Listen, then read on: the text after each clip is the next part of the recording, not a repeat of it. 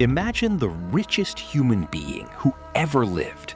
Not Elon Musk, not Jeff Bezos, not any billionaire you have ever seen on a Forbes list. We are talking about a man so wealthy that when he traveled through Egypt in the year 1324, he handed out so much gold to strangers on the street that he accidentally collapsed the entire Egyptian economy. For 12 years. 12 years! Just from being too generous on a road trip. His name was Mansa Musa, king of the Mali Empire. And most Americans have never heard of him. But here is what nobody talks about. Here is the part that gets quietly cut from every textbook, every documentary, every top 10 richest people in history video. That famous journey through Egypt? He did not travel alone. He brought 60,000 people with him. 60,000 human beings stretched across the Sahara Desert like a golden river that never ended. And walking at the front of that procession were 12,000 men, dressed in the finest silk in the known world. Each one carrying a solid gold bar weighing nearly 4 pounds. They looked like royalty. But they were not royalty. And today, we are going to talk about who they really were, where they came from, what happened to them, and what their story tells us about the true cost of one of history's greatest empires. Stay with me, because this is the story they never told you in school. Before we can understand Mansa Musa, we need to understand where his gold actually came from. Because here is a question that almost nobody asks. When we say Mansa Musa was the richest man who ever lived, richer than any king, any emperor, any pharaoh before or after him, we have to ask, how? How does a kingdom in West Africa in the 1300s accumulate more gold than the entire European continent combined? The answer is not magic. The answer is not luck. The answer is geography, strategy, and an economic system built on human labor. Deep in the western region of what is now modern-day Mali and Senegal, there are two ancient gold fields. Historians call them Bambuk and Bouré. These were not just gold deposits. These were among the richest gold veins ever discovered in the ancient world. For centuries, traders from North Africa and the Middle East would cross the Sahara Desert specifically to get their hands on Mali's gold. Mali did not just have gold. Mali controlled gold. Mansa Musa's empire sat right in the middle of the greatest trade network on Earth. Every caravan going north to Egypt, every merchant heading east toward Arabia, every trader moving south, they all had to pass through Mali. And Mali taxed every single one of them. But here is where it gets complicated. Gold does not mine itself. Those massive gold fields in Bambuk and Bouré required tens of thousands of workers, deep underground, in brutal conditions, doing some of the most dangerous work a human body can do. Choking dust, collapsing tunnels, suffocating heat beneath the earth. And those workers were not volunteers. Historical records and archaeological evidence consistently point to the same reality. The foundation of Mali's gold production was slave labor on an enormous scale. Now, I want to be careful and accurate here. Slavery in 14th century Mali was not identical to the chattel slavery of the American South centuries later. We will get into those differences in a moment. But it was still a system in which human beings were owned, moved, traded, and forced to work without consent. And here is the cycle that historians piece together from the records. Mansa Musa needed gold to maintain his empire, fund his military, pay his governors, and project power across the region. To get gold, he needed labor. To get labor, he conducted military campaigns into neighboring territories, capturing people during raids and wars. Those people were brought back, forced into the mines, and the gold they extracted funded the next military campaign. Gold fueled war. War produced slaves. Slaves produced more gold. Round and round, year after year, decade after decade. So when we talk about Mansa Musa's wealth, we are talking about a fortune built on this cycle. I want to ask you something right now, and I genuinely want your opinion in the comments below. Does knowing this change how you see Mansa Musa? Does a great empire built on a system like this still deserve to be celebrated? Or does it deserve to be examined more critically? There is no wrong answer, but I want to hear what you think. Now, let us talk about that famous journey, the Hajj pilgrimage of 1324. Every Muslim is called to make the pilgrimage to Mecca at least once in their lifetime, if they are able. Mansa Musa was a deeply devout Muslim, and when he decided to make his Hajj, he did it in a way that the world had never seen before. He assembled a procession of 60,000 people. Think about that number for a moment. 60,000 people walking across the Sahara Desert. At the front, 500 royal servants, each carrying a golden staff. Behind them, 12,000 enslaved attendants, dressed in Persian silk and Yemeni brocade, the finest fabrics available anywhere in the 14th century world. Each of those 12,000 people carried a gold bar weighing approximately 1.8 kilograms. That is nearly 4 pounds of solid gold per person, just being carried on foot across a desert. And 80 camels carried additional gold dust.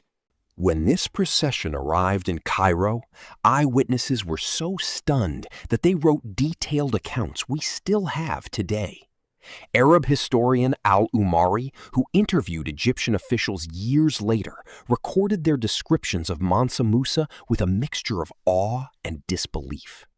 The Egyptian sultan at the time reportedly felt so disrespected that Mansa Musa refused to bow before him that their meeting nearly became an international incident. But then, Mansa Musa started giving away gold.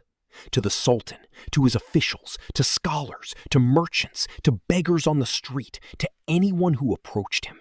He gave and gave and gave with a generosity that stunned everyone who witnessed it. And here is where it gets fascinating. Within months of Mansa Musa passing through Cairo, the price of gold in Egypt collapsed completely. So much gold had flooded the Egyptian market that the metal lost a significant portion of its value. Prices for goods shot up, trade was disrupted.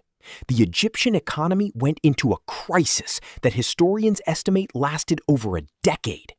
One man, one road trip, accidentally crashed a major economy just by being too generous. Now I want you to think about this from a different angle.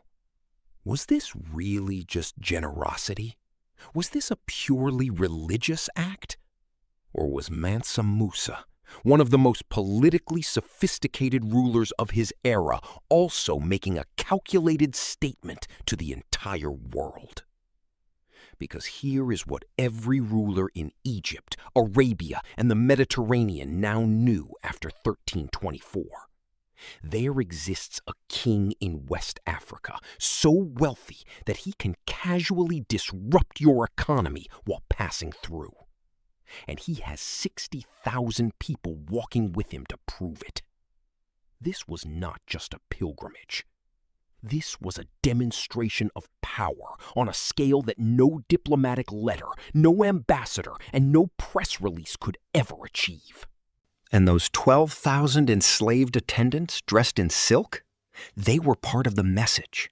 Think about what it signals when your servants, not your soldiers, not your nobles, but your servants, are dressed better than most kings of that era. It says, I am so wealthy that even my lowest-ranking people wear silk. The human beings in that procession were being used as living symbols of wealth and power. Now, I want to be careful here, because this is where historians genuinely debate. Was Mansa Musa consciously using enslaved people as a political display? Or was this simply the standard way royal power was demonstrated in 14th century West Africa? where the size and appearance of your entourage communicated your status? The honest answer is probably both. And that tension is exactly what makes this history so complicated and so worth discussing. But the story gets even darker, and this is the part that almost nobody talks about. When Mansa Musa arrived in Mecca to complete his pilgrimage, he had given away so much gold in Cairo that he was short on funds for the return journey. A king, the richest man alive, broke. So he borrowed money from Egyptian merchants and moneylenders at interest. And to secure those loans, according to several historical accounts that scholars still debate, some members of his own entourage, servants and enslaved people who had traveled with him, were left behind. Some were sold, some were pledged as collateral. People who had walked thousands of miles through the desert, people who had carried gold bars the entire way, left in Egypt with no way home. I need to pause here and ask you directly. Does that change the story for you? A deeply religious king on a pilgrimage to the holiest site in Islam, using human beings as a financial instrument to solve a money problem? Is that a contradiction? Or is it simply the reality of how power worked in the ancient world? Drop your thoughts in the comments. I really want to know what you think. Now, here is where I have to give you the full picture, because if I only tell you one side, I am not being honest with you. Some historians and scholars of West African history make an important argument. They say that slavery in the Mali Empire was fundamentally different from what the word slavery makes most Americans think of, and they are not entirely wrong. In the Mali system, enslaved people existed on a spectrum. At the bottom were those forced into hard labor, the miners, the agricultural workers, those with the least protection. But moving up that spectrum, things looked very different. Enslaved people in Mali could hold administrative positions. Some served as military commanders, some managed trade routes, some accumulated their own wealth. Under certain circumstances, enslaved people and their children could gain freedom over time. The famous traveler Ibn Battuta, who visited Mali in 1352, was actually scandalized by what he saw, not because of cruelty, but because enslaved women in Mali moved freely in public, interacted openly with men, and had social freedoms that seemed shocking by his North African standards. He was more offended by their freedom of movement than by their status. Historians compare this to what they call a domestic or household model of slavery, where enslaved people were integrated into family and social structures rather than treated purely as property to be worked to exhaustion. And that distinction matters historically.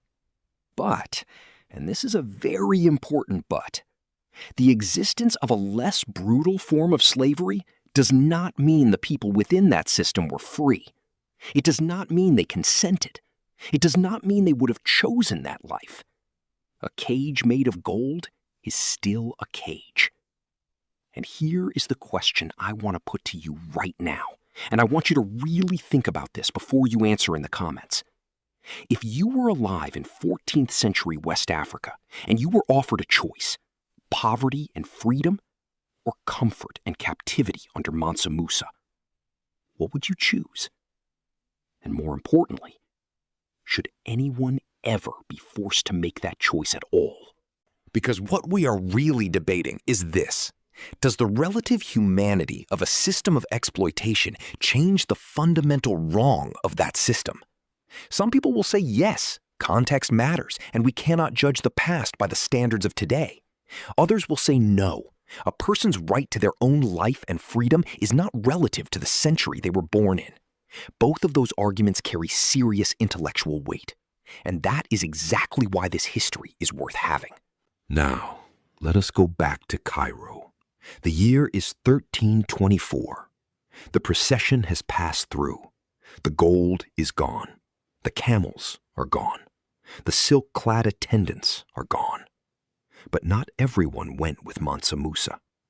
Historians who have examined Arabic sources from the period have pieced together a picture of what happened to the people who were left behind.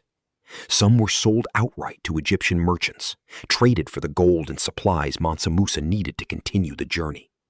Some were left with promises of later payment that may never have materialized. Some simply stayed, whether by choice, by circumstance, or because they had no realistic way to return to a home thousands of miles away across the Sahara Desert.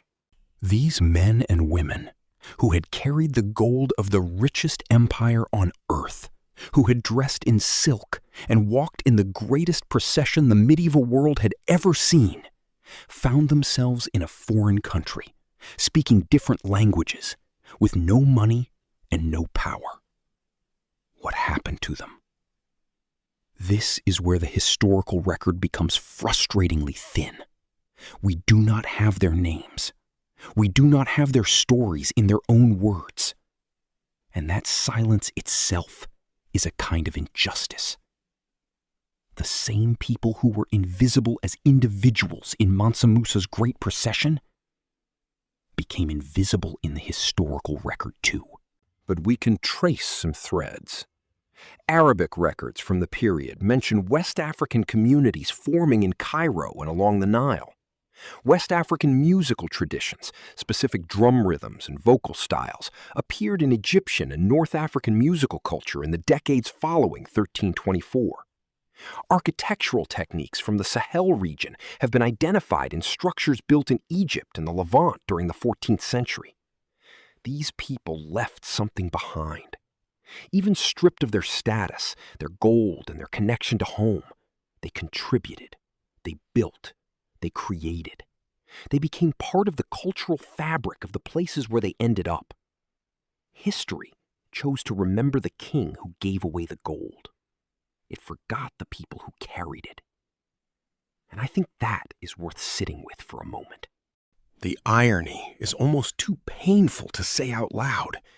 The people who physically transported more wealth than most nations possessed, who literally carried gold in their hands across a desert, ended up with nothing.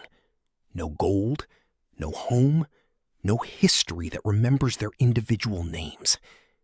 Tell me what you think about that in the comments, because I think a lot of people are going to have a very strong reaction to this part of the story. So now we come to the hardest part of this conversation. What do we do with Mansa Musa? Because here is what is undeniably true. Mansa Musa built one of the greatest empires in human history. He funded the construction of mosques and universities across West Africa.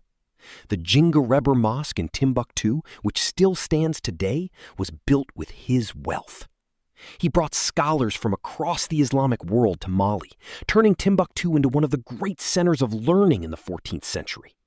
Historians estimate that at its peak, Timbuktu housed over 25,000 students and hundreds of thousands of manuscripts, a library of human knowledge that rivaled anything in Europe at the time. He was a sophisticated diplomat, a skilled administrator, and by the standards of his era, a genuinely devout and sincere Muslim who cared deeply about his faith. He put sub-Saharan Africa on the European map, literally. After his pilgrimage, cartographers in Spain and Portugal began drawing West Africa with detail and accuracy that had never existed before.